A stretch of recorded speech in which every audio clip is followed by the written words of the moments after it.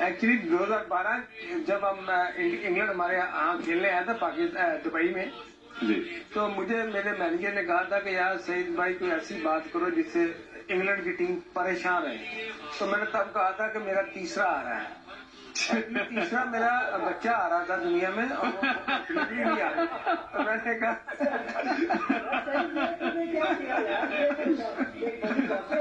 तो मैंने डिलीवरी की तो बात ही नहीं हम तो सोच रहे थे कि बाकी कोई तीसरा कुछ और है। अच्छा, दैट्स इंटरेस्टिंग। ठीक है दोस्तों, वो परेशान हो गए थे कि दूसरा तो था, तीसरा कौन सा? Okay okay, that's great. वो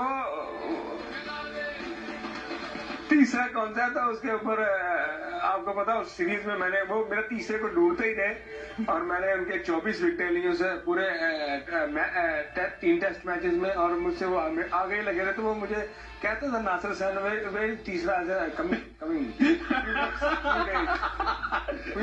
लेकिन